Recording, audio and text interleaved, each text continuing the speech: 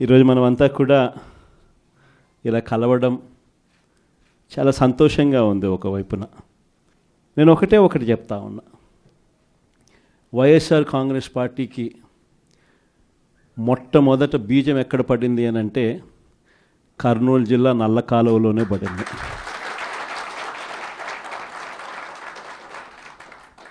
ఆ రోజు కూడా కేవలం ఒక మాట ఇచ్చినాం.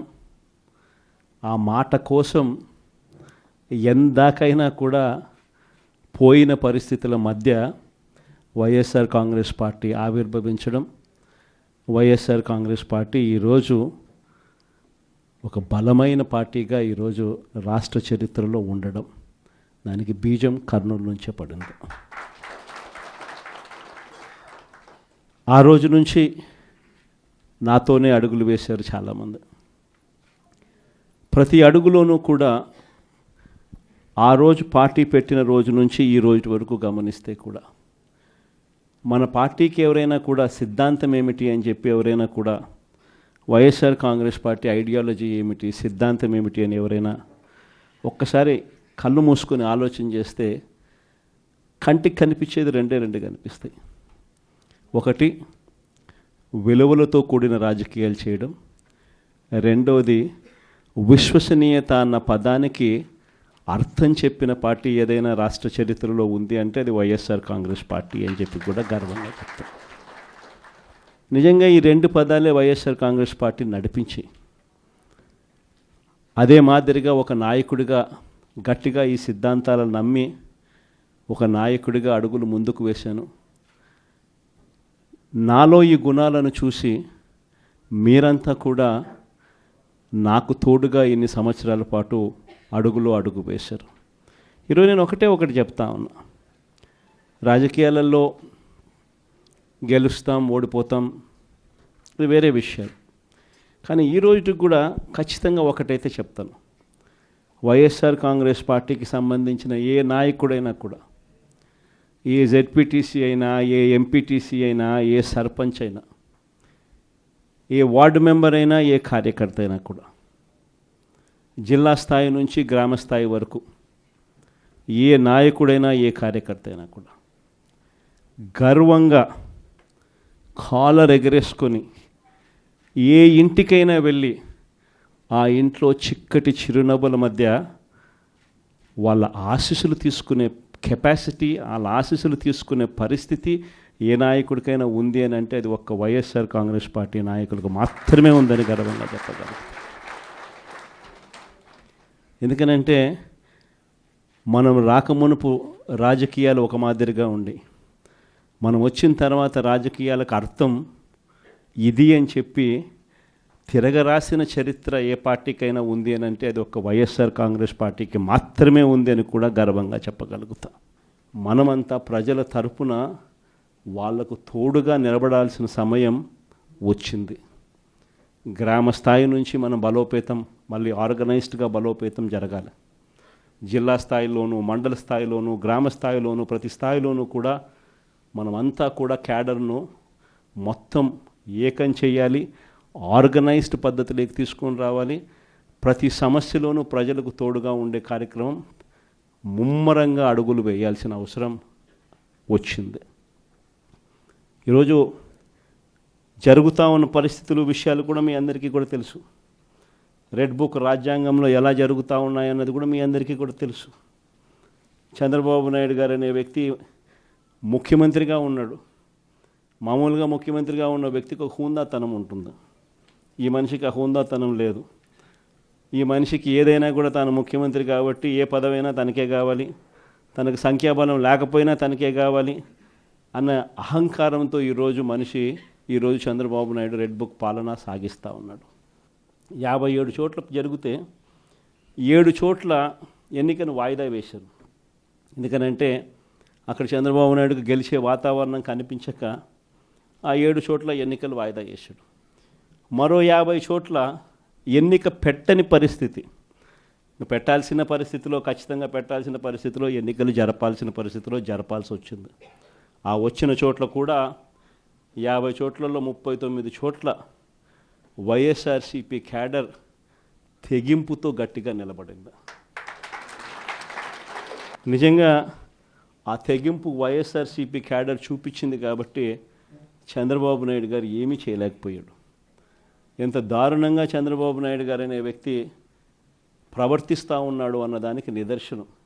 ఎక్కడా కూడా చంద్రబాబు నాయుడు గారికి మెజారిటీ లేదు. ప్రతి చోట కూడా వైఎస్ఆర్సీపీ కోవిడ్ తర్వాత జరిగిన ఎన్నికలు, అంటే 2 ఏళ్ల తర్వాత జరిగిన ఎన్నికల్లో 2.5 సంవత్సరం 2.5 సంవత్సరం తర్వాత ఎన్నికలు జరిగాయి. ఆ ఎన్నికల్లో వైఎస్ఆర్ కాంగ్రెస్ పార్టీ స్వీప్ చేసిన పరిస్థితులు మనందరికీ కూడా తెలుసు. ఎక్కడా కూడా చంద్రబాబు నాయుడుకు బలం లేదు. బలం లేకపోయినా కూడా చంద్రబాబు నాయుడు గారు ఆయనకున్న అహంకారంతో ప్రలోభాలు పెడుతూ భయపెడుతూ విడిగా ఏ రకంగా చంద్రబాబు నాయుడు గారు రెడ్ బుక్ రాజ్యాంగంలో ప్రతి పదవి తనకే కావాలి అని చెప్పి తపన పడుతూ చంద్రబాబు నాయుడు గారు ఏ రకంగా చేశారు అన్నది మనమంతా కూడా చూసాం. ఎందుకు చంద్రబాబు నాయుడు గారు ఇవన్నీ చేస్తూ ఉన్నారు అన్నదానికి ఒక్కొక్కసారి నాకు అర్థం కాల. ఎందుకు అబ్బాయి మనిషికి బలం లేదు, సంఖ్యాబలం లేదు, లేకపోయినా కూడా ఎందుకు ఇంత దౌర్జన్యాలు చేస్తా, ఇంత అప్రజాస్వామికంగా ఎందుకు చేస్తూ ఉన్నాడు అని చెప్పి. ఎందుకు చేస్తూ ఉన్నాడో తెలుసా? కారణం వైఎస్ఆర్ కాంగ్రెస్ పార్టీ అంటే చంద్రబాబు నాయుడుకు భయం. వైఎస్ఆర్ పార్టీ కార్యకర్త అంటే చంద్రబాబు నాయుడు గారికి భయం. ఎందుకనంటే చంద్రబాబు నాయుడు గారు Super 6 ఫెయిల్ అయ్యాడు, Super 7 ఫెయిల్ అయినాడు. చంద్రబాబు నాయుడు గారి పాలనలో వ్యవస్థలన్నీ కూడా పూర్తిగా నీరు గారిపోయినాయి. ఇలాంటి పరిస్థితిలో ప్రజలందరూ కూడా తెలుగుదేశం పార్టీకి సంబంధించిన క్యాడర్ ఎవరూ కూడా ప్రజల దగ్గరికి వెళ్ళే పరిస్థితి లేదు. చంద్రబాబు నాయుడు గారి క్యాడర్, ఆయనకు సంబంధించిన ఎంపీటీసీలు కానీ, ఆయనకు సంబంధించిన కార్యకర్త కానీ ఎవరైనా కూడా ప్రజల దగ్గరికి వెళ్తే ఇంట్లో నుంచి చిన్న పిల్లలు సైతం క్యాడర్ను కూడా తిరగనిచ్చే పరిస్థితి ఉండదు. క్యాడర్ను సైతం, చిన్నపిల్లలు సైతం ఇంటికి పోతూనే మా 15,000 సంగతి ఏమిటి అంటారు.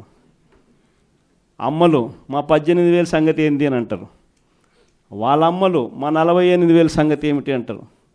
ఇంట్లో రైతన్నలు మా 26,000 సంగతి ఏమిటి అని, ఉద్యోగం ఎతికే పిల్లలు మా 36,000 సంగతి ఏమిటి అని చెప్పి ఇలా ప్రతి ఒక్కరూ ఇంట్లో ప్రశ్నిస్తారని కనీసం క్యాడరు కనీసం ఇండ్లకు కూడా పోని పరిస్థితిలో చంద్రబాబు నాయుడు గారి పార్టీ ఈరోజు పరిపాలన సాగిస్తూ ఉంది. ఇలాంటి పరిస్థితుల్లో చంద్రబాబు నాయుడు గారిని ప్రశ్నించే స్వరం ఉండకూడదు అని రాష్ట్ర వ్యాప్తంగా ఒక భయానక వాతావరణం క్రియేట్ చేసే కార్యక్రమంలో భాగంగా ఇవన్నీ కూడా చంద్రబాబు నాయుడు గారు చేయిస్తూ ఉన్నాడు. ప్రజాస్వామ్యంలో ఎప్పుడూ కూడా మనుషులకు మంచి చేయాలి, మనుషులకు మంచి చేసి వాళ్ళ గుండెల్లో స్థానం సంపాదించుకొని, వాళ్ళ మనసుల్లో స్థానం సంపాదించుకొని ఒక నాయకుడు అనేవాడు పాలన చేయాలి. కానీ అలా చేయకుండా అధికారం ఉంది కానీ అని చెప్పి దురహంకారంతో ఏ నాయకుడైనా కూడా ప్రవర్తించినప్పుడు ప్రజలు దేవుడు ఇద్దరు కూడా ఖచ్చితంగా మొట్టికాయలు ఇస్తారు. ఆ మొట్టికాయలు ఎంత దారుణంగా ఉంటాయి అని అంటే చంద్రబాబు నాయుడు గారికి నెక్స్ట్ ఎలక్షన్లకు వచ్చేసరికి సింగిల్ డిజిట్స్ కూడా రాని పరిస్థితులకి ఆయన పడిపోతాడు. కాబట్టి ప్రతి ఒక్కరం నేను ఒకటే అడుగుతా ఉన్నా, అందరం ఐక్యంగా ఉందాం. మొన్న కూడా చూసాం, చంద్రబాబు నాయుడు గారు భయపడిచ్చే ప్రయత్నాలు ఎక్కువ చేస్తాడు. మొన్న రామగిరిలో మనం అంతా చూసాం ఏం జరిగిందో. రామగిరి మండలంలో 10 ఎంపీటీసీలు ఉంటే 9 వైఎస్ఆర్సీపీ 9 గెలిచింది. కేవలం తెలుగుదేశం పార్టీ 1 మాత్రమే గెలిచిన పరిస్థితుల మధ్య రామగిరిలో ఉప ఎన్నిక జరిగింది. మరి 9 గెలిచిన వైఎస్ఆర్సీపీ గెలుస్తుందా? కేవలం 1 గెలిచిన తెలుగుదేశం పార్టీ గెలుస్తుందా? ఎవరికైనా అర్థమవుతుంది 9 గెలిచిన వైఎస్ఆర్సీపీనే ఆ ఉప ఎన్నికల్లో గెలుస్తుంది అని. కానీ ఆ ఎన్నికల్లో ఆ రిజల్ట్ను తారుమారు చేసేందుకు ఏకంగా పోలీస్ ప్రొటెక్షన్తో ఎంపీటీసీలు ప్రయాణం చేయాల్సి వచ్చింది. మా ప్రాణాలకు ముప్పు ఉంది, మాకు భద్రత కల్పించని కోర్టుకు పోతే కోర్టు పోలీసు భద్రతతో వారిని ఎలక్షన్ హాల్లోకి తీసుకొని పోమని చెప్తే ఈ పోలీసులు ఎంత అన్యాయంగా తయారయ్యారంటే పోలీసులే ఈ ఎంపీటీసీలను బెదిరించే కార్యక్రమాలు సాక్షాత్తు పోలీసులే చేపట్టారు.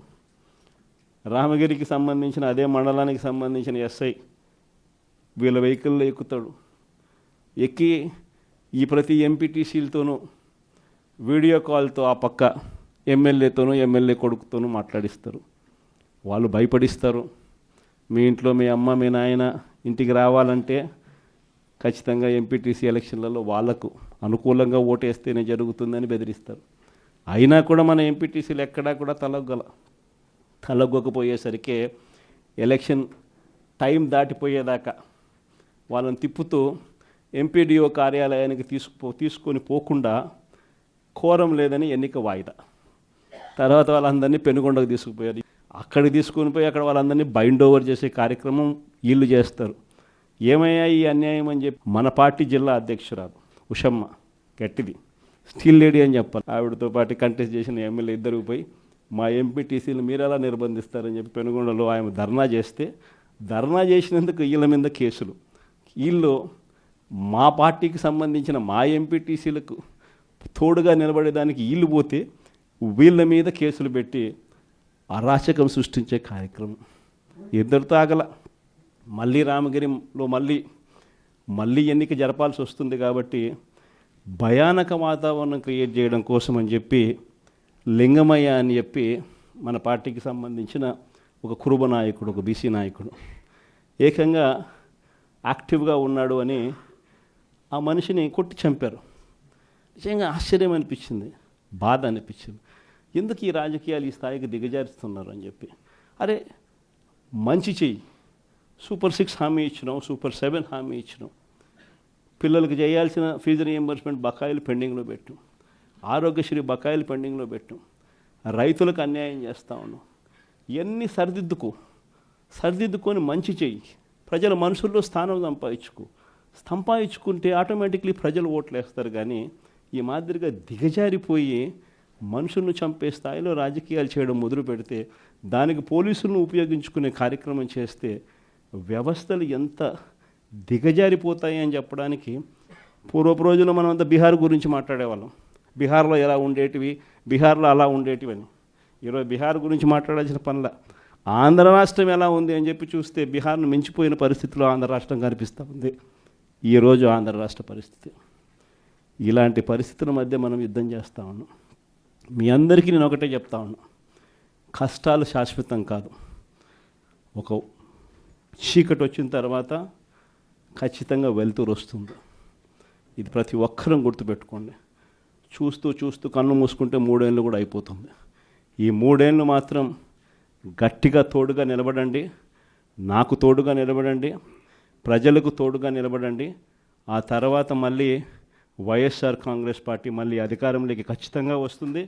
ఈసారి జగన్ 2 పాలన ఖచ్చితంగా జరుగుతుందని మాత్రం చెప్తాను. ఈసారి జగన్ 2 పాలనలో మాత్రం ప్రతి కార్యకర్తకు మీ జగన్ తోడుగా ఉంటాడని ఖచ్చితంగా చెప్తాను. కాబట్టి ఖచ్చితంగా ఈ 3 ఏళ్ళు ప్రజల తరపున నిలబడదాం, ప్రజల కోసం పోరాడదాం. విలువలు విశ్వసనీయతతో కూడిన రాజకీయాలకు YSR Congress party care of అడ్రస్గా ఎప్పటికీ నిలుస్తుందన్న సంకేతం ఖచ్చితంగా ఇద్దామని చెప్పి మీ అందరితో కూడా మనస్ఫూర్తిగా కూడా కోరుతా ఉన్నాను.